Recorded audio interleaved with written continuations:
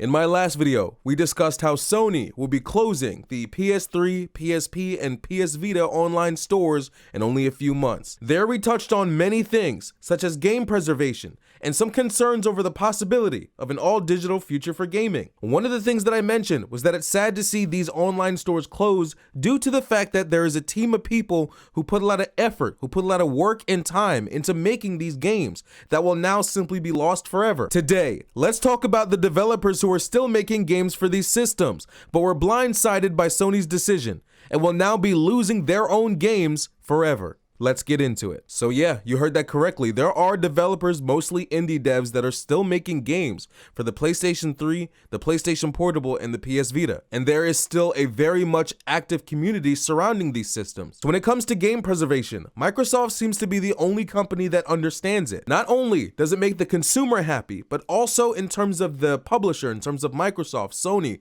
Nintendo, if they kept all of their old titles or port them over onto a current gen console, that just means more sales. And that's why both gamers who are still playing these consoles and developers who are still making games for these systems are both frustrated, because it makes no sense for Sony to completely cut off an entire community of people who are still interested in these older titles. Instead, it would make financial sense and sense for the community to just port these games over to the current gen, move the entire community over to the current consoles instead of just washing your hands of them. It's Sony not even trying to come up with any form of solution that is the problem, but also their lack of communication towards the developers. Which brings us over to an article by thegamer.com, who reached out to indie developers who are losing years of work and projected income, as well as some who are racing to beat the deadline of August 27th and July 2nd this year, 2021. One of these developers saying that change is something that needs to happen at a publisher level. Otherwise, players looking to replay these games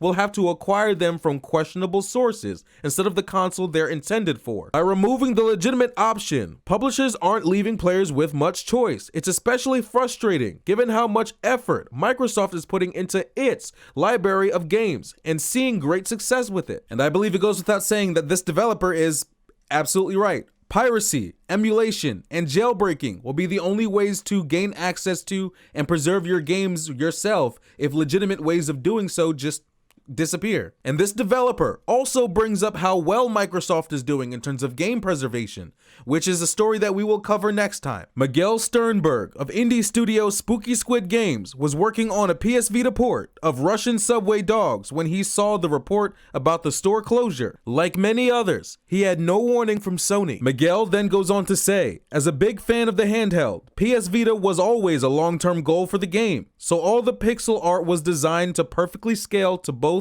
the PS Vita screen and 1080p. Newer versions of Game Maker also no longer support the Vita, so I haven't transitioned to the newer Game Maker Studio 2, and that's limited the amount of technical support I have access to. Sternberg is currently racing against the clock in hopes of beating the impending cutoff. None of this is new. We've seen publishers do stuff like this before with Cyberpunk 2077. It turns out that CD Projekt Red's E3 demo was entirely fake, and the developers had no idea what the game would look like until the general public saw that demo. Anthem, same story. The E3 demo was entirely fake, and the developers had no idea what the fuck was going on. And then you have Stadia, where there was a manager, or I believe he was an executive. I forget exactly what his position was, but I'm pretty sure he was an executive, who sent out a mass email to a bunch of developers lying about how great everything was, and he was giving out future plans and all that stuff. And turns out he knew the entire time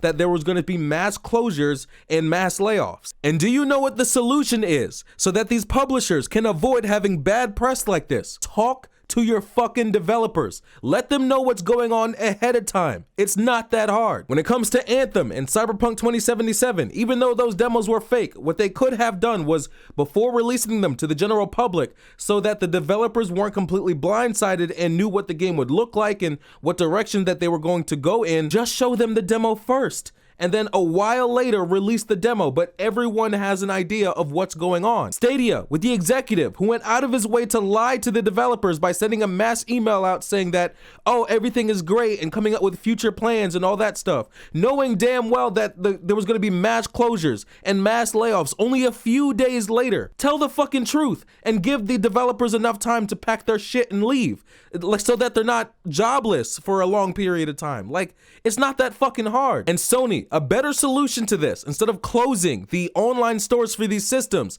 is to move the community, move the games over to current gen consoles. And it's not like someone over at Sony woke up one morning and decided, hey, I'm gonna shut everything down right now. No, they had time. They knew ahead of time when they were gonna shut everything down. So let the developers know ahead of time.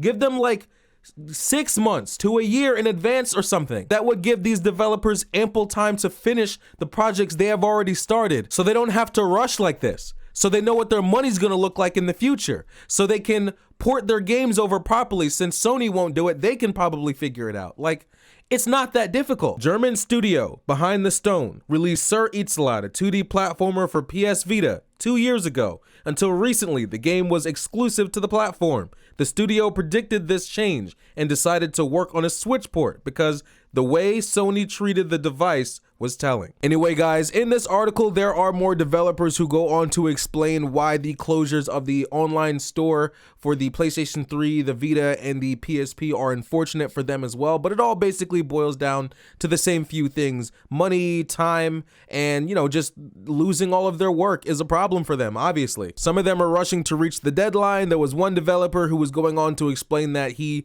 has been working on his game for years, but he simply cannot meet the deadline. There's no ifs, ands, or buts about it. And then you had another developer who said that it financially doesn't make sense for him to make games for the Vita, but he does it basically as a passion project. He loves the community, and therefore he continues to put out games for the Vita. Anyway, guys, let me know how you feel about all this in the comment section. Also, do you believe that the PSP and the Vita deserve a second chance? With the popularity of the Switch, handheld consoles are kind of all the rage right now. That is, I don't know why I said that, but they're pretty popular right now, so maybe it'll do well. I don't know. I love you all, and I'll see you in the next one. Take care. I really said all the rage. What the fuck?